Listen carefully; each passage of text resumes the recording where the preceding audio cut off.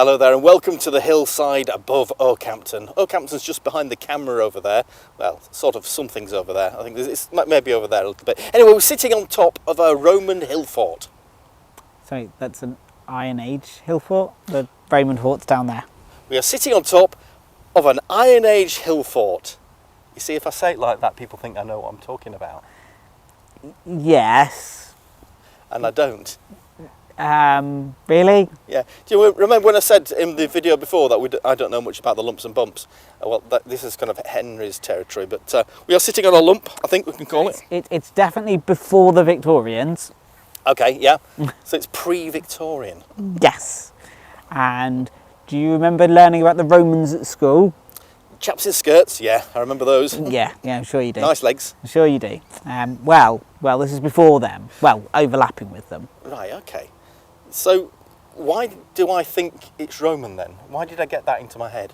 I don't know. Okay. Sorry, let me just read your mind. Well, there's some continuity with some of the material culture of the Iron Age through into the Roman period.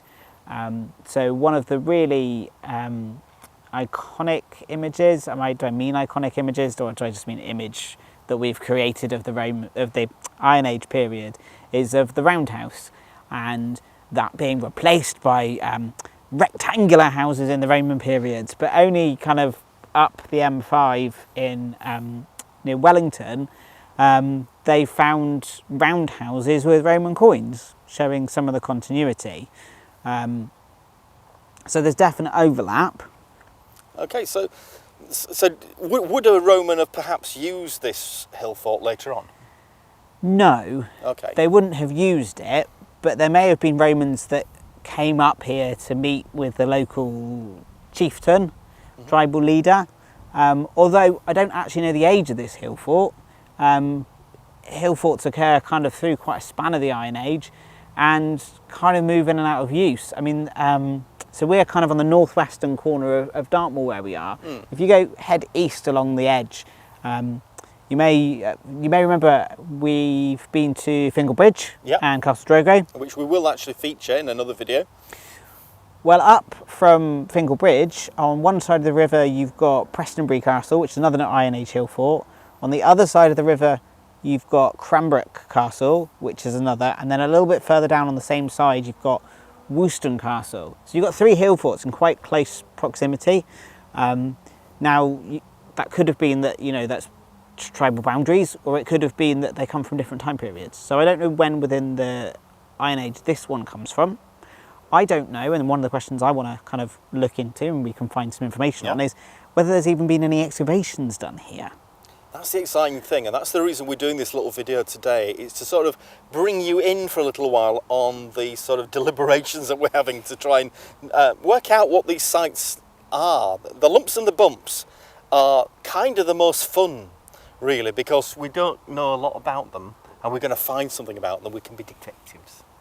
Yes, dear. I can put my deerstalker hat on. Yes, dear. I look like a Bobby Dazzler, I will. Well, we kind of know that this is a bank to go with the ditch. Yeah. And is therefore either actually defensive or to give the impression of being defensive. Right. So you said something a while back about them sort of being ceremonial. Symbolic, potentially. Rather than ceremonial. Sorry. Yeah. So, in much in the same way that in the medieval period, a local lord might apply for a license to crenellate, to have crenellations on his big impressive building to just demonstrate just how he has favour with the king and how important he is. It could be something like that. It could be like, I'm now trying to think of a modern equivalent. Maybe it's the person who parks the Tesla outside there on their drive to show how much money they have and how much control they have over things. I don't know. So it may not have been particularly used. There's all the water sources, for example, are down the steep hill. Yeah, because we've walked up from the river. In fact, what we might do when we do a video about this area is we will show you the sort of river at the bottom and exactly how much of an arse it is to get up here from down there. Well, if you put it this way, so we're sitting on one of the banks now, part of the defensive works. On the two sides where there's river, there's none. There doesn't appear to be any, and that's possibly because the Great Girt Big River Valley functioned in much the same way. Yeah. So Or it might have been purely that it was all about people approached it from a very particular way. You only approached it from that particular way, so you got the visual impressiveness of the whole thing. Having played a lot of Dungeons and Dragons games, I like to think of it as a place that you have to come on a quest. You have to come and buy something. You come and buy your stuff before you go off to find, a goblet of something. Maybe, Yeah, maybe, that's it. maybe. But there we are. So here we are up a rubbly nook. And maybe next time in the next video Yeah. we'll show you what's behind the camera, because quite frankly I'm sat here on Dartmoor and I'm looking across to Exmoor. Don't worry, you will see some of that. We do have some drone footage, so you should see that as we talk. Oh, that's all right then. Yeah, because I wouldn't want to deprive them of the nice views, because we have got some very lovely views up here. We do at that. So anyway, thank you for joining us. We had a little chat today about this not Roman hill fort, and I hope you'll join us. Certainly, we may do another one of these at some point. Call them a quick and dirty sort of hello video.